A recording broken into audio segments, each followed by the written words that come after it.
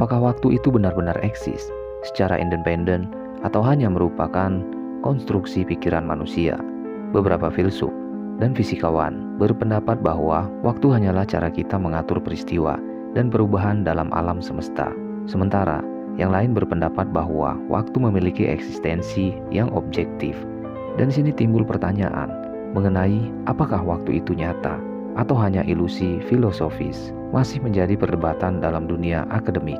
Mari kita mulai dari pandangan dua filsuf yang selalu jadi rujukan terkenal yang juga mempunyai hubungan guru-murid, yaitu Plato dan Aristoteles. Menurut Plato, waktu diciptakan abadi bersamaan dengan dunia. Perputaran alam semesta pertama kali juga menjadi penanda lahirnya waktu. Konsep tentang kemarin, hari ini, dan besok ada karena perputaran matahari. Alam berputar, kemudian lahirlah waktu. Tetapi pendapat Plato ini dibantah oleh muridnya Aristoteles. Menurut Aristoteles, waktu mendahului alam semesta. Logikanya adalah bahwa butuh waktu untuk alam semesta ini diciptakan. Berarti ada fase ketika waktu sudah ada dan alam semesta belum ada atau masih sementara diciptakan. Tapi bagaimana akal membayangkan waktu mendahului sesuatu yang tidak ada kemudian menjadi ada? Hal ini masih menjadi perdebatan klasik dalam ranah metafisika. Perdebatan yang tak jarang menjadi kabur karena ketidakjelasan objek waktu yang diperdebatkan. Dan karena ketidakjelasan itu, kita melangkah ke pemikiran berikutnya dari seorang filsuf skolastik, Santo Agustinus. Agustinus mengajukan teori bahwa waktu itu bersifat subjektif dan objektif. Menurut Agustinus, masa lalu dan masa depan itu tidak ada. Bagi Agustinus, yang ada hanya masa kini. Kemarin bagi Agustinus adalah masa kini yang berlalu, dan besok hanyalah analisis perhitungan dan prediksi yang sebenar-benarnya tidak ada, karena belum terjadi. Jadi masa lalu dan masa depan tidak ada. Sehingga Agustinus sampai pada kesimpulan bahwa kunci waktu adalah mental manusia. Manusialah yang mengklarifikasi waktu.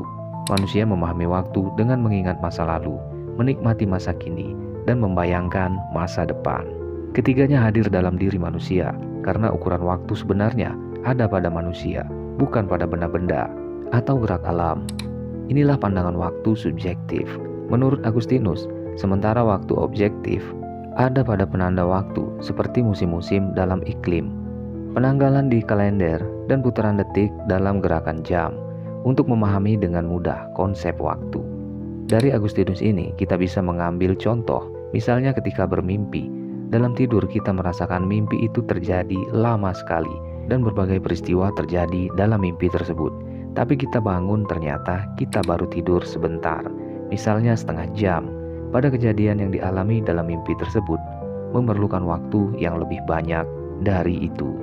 Misalnya sehari semalam, atau contoh kontriknya ada pada kisah Ashabul Kahfi. Mereka merasa waktu tidur subjektifnya cukup singkat, tetapi waktu objektifnya menyatakan sebaliknya. Mereka telah tertidur selama ratusan tahun. Hal ini dibuktikan dengan kondisi sosial, ekonomi, dan politik. Ketika mereka masuk ke gua, berbeda jauh dengan kondisi setelah keluar dari gua. Konsep waktu dari Agustinus ini menyisakan pertanyaan besar, yaitu mengapa waktu subjektif bisa tidak sama atau bersifat relatif terhadap waktu objektif? Pertanyaan ini mengantarkan kita ke gerbang saintifik, mencari penjelasan dari para fisikawan tentang sifat dan eksistensi waktu. Di abad 16, Newton memahami waktu sebagai sesuatu yang absolut dan tak berubah. Oleh karena itu, dalam upaya memahami gerak semesta, waktu diandalkan sebagai variabel acuan yang paling valid. Konsep ini menjadi pegangan seluruh ilmuwan dan manusia berabad-abad sampai pada tahun 1905. Einstein memulai teori relativitas, khususnya menerangkan bahwa waktu itu relatif dan bukan hanya relatif. Einstein melanjutkan dalam teori relativitas umumnya bahwa gravitasi dapat membengkokkan ruang waktu. Gravitasi yang besar akan mengakibatkan waktu melambat atau disebut juga dengan dilatasi waktu. Fenomena ini bisa dilihat di film Interstellar dalam scene Planet Miller. Setiap jam di planet Miller sama dengan 7 tahun waktu bumi. Itulah sebabnya Einstein menyebut waktu itu hanyalah ilusi. Terlepas dari apakah waktu itu hanya ilusi atau bukan, keberadaan kita dan realitas yang kita pahami memerlukan waktu untuk mewujudkan sesuatu seperti secangkir kopi susu.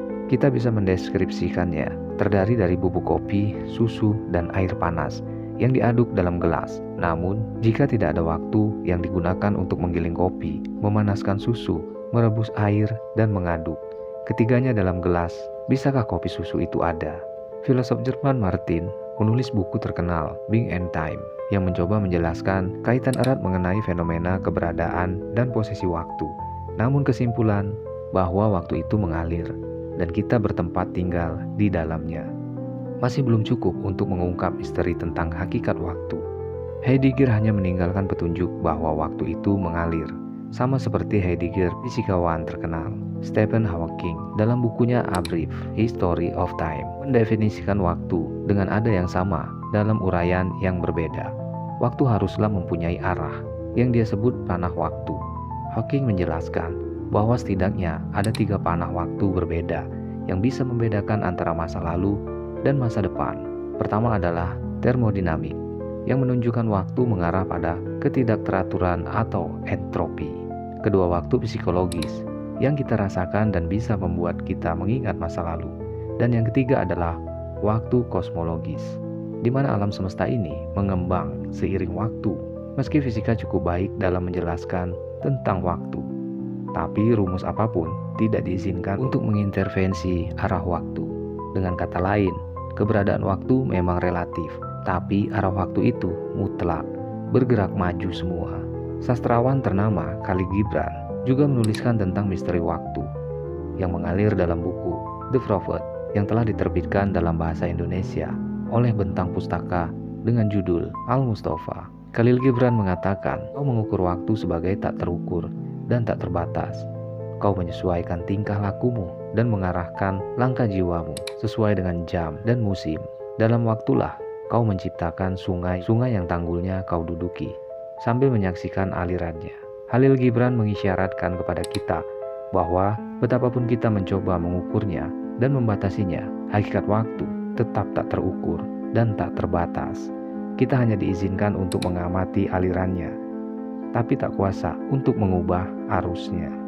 Dalam konsep apapun yang telah dikemukakan sebelumnya, faktanya adalah kita mengalami arus waktu sebagai sesuatu yang hanya bergerak maju dari masa lalu menuju masa depan.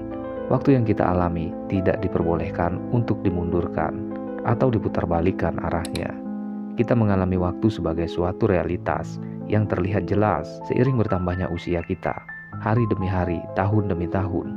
Waktu menjadi saksi dari bentangan durasi usia yang kita isi dengan cerita dan peristiwa-peristiwa yang terjadi sejak kita lahir sampai kita mati. Realitas ini telah dicoba untuk diretas oleh ilmuwan-ilmuwan biologi genetik untuk melawan waktu hidup dengan memanjangkan durasi, usai melalui campur tangan menghilangkan penyakit pada tingkat seluler. Evolusi manusia yang tercatat dalam jalinan DNA memberikan peluang bagi biologi genetik untuk mencoba meretas waktu, membaca masa lalu lewat pelacakan leluhur, dan memanjangkan masa depan dengan percobaan memperbaiki sel-sel penyebab penyakit. Mungkin kelak ilmuwan-ilmuwan akan mampu memperpanjang waktu hidup manusia, melawan penuaan bukan hanya pada tingkat kulit yang tampak, tapi juga pada organ-organ vital yang tak tampak. Sebagai spekulasi ilmiah tentang usaha, memanjangkan usia juga ditunjukkan dalam film-film science fiksi. Beberapa film mempertontonkan masa depan yang dihidupi oleh cyborg, manusia yang organnya diganti dengan mesin-mesin canggih, dengan kecerdasan buatan untuk memperpanjang masa hidupnya dan meningkatkan kemampuannya. Ini adalah usaha paling jauh umat manusia, mengimajinasikan bagaimana menghadapi konsekuensi waktu yang selalu dan pasti merenggut kehidupan, bisa ditunda oleh kecanggihan dalam teknologi. Pengertian kita tentang masa lalu dan masa depan yang dipisahkan oleh masa kini masih menunggu untuk diungkap wujudnya secara utuh, atau barangkali hakikat waktu tak akan pernah bisa terungkap dan akan tetap menjadi misteri yang menggetarkan dan menakjubkan. Dan inilah pembahasan kita di video kali ini. Dan memang semua yang terjadi, bahkan yang belum terjadi pun masih tercakup dalam misteri.